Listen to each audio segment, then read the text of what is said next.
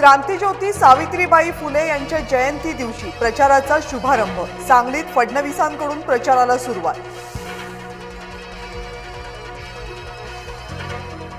सांगलीकरांना पुरापासून वाचवणार, पुराचं पाणी मराठवाड्याकडे वळवणार। प्रचार सभेतून देवेंद्र फडणवीसांची घोषणा।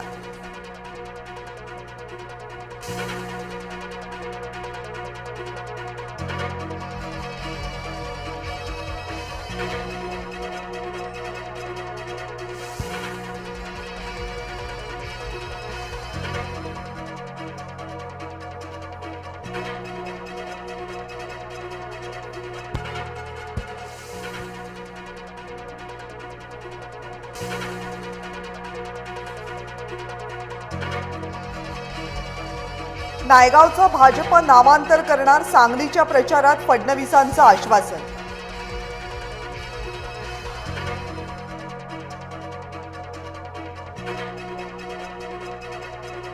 शिवसैनिकांना मिळणार घरगुती मुलाखतीची पर्वणी, माध्यमांना टाळून राज आणि उद्धव घरगुती मुलाखत देणार। संजय राऊत आणि महेश मांजरेकर घेणार मुलाखत।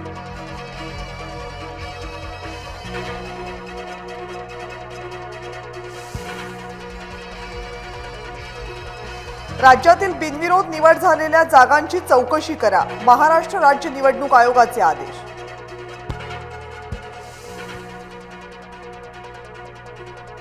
निवडणुकीच्या तोंडावर काहीतरी काढून लोकांना भ्रमिष्ट करायचं, घोटाळ्यांच्या विधानावरून संजय शिरसाटांनी अजित पवारांना सुनावलं।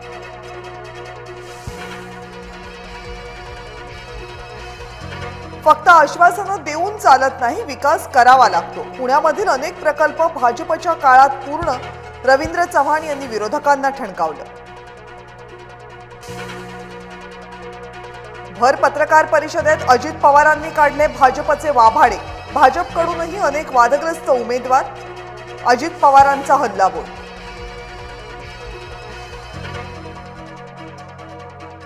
अजित पवार खुद के गिरेबान में झांक के देखिए, आम्ही बोलायला लागलो तर अजितदादांची अडचण होईल, रवींद्र चव्हाणांचं अजित पवारांना प्रत्युत्तर। लुटारू आणि राक्षसांचं दहन करण्यासाठी एकत्र आलो, नाव न घेता अजित पवारांचा भाजपला टोला। ठाकरेंचं प्रेझेंटेशन म्हणजे अर्धवट होमवर्कचा वर्कशॉप, ठाकरेंनी घराबाबत दिलेलं आश्वासन कायदेशीररित्या शक्य नाही, पत्रकार परिषदेमधून राहुल शेवाळेंचा हल्लाबोल।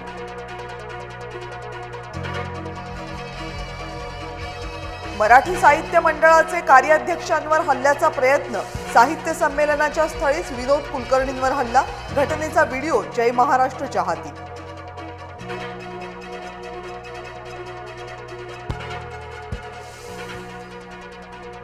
शरीर सुखाची मागणी नाकारली म्हणून तिकीट कापलं, पिंपरीचे माजी आमदार गौतम चाबुकस्वार यांच्यावर महिला कार्यकर्तीचे आरोप, सुषमा शेलार यांचे आरोप चाबुकस्वार यांनी फेटाळले।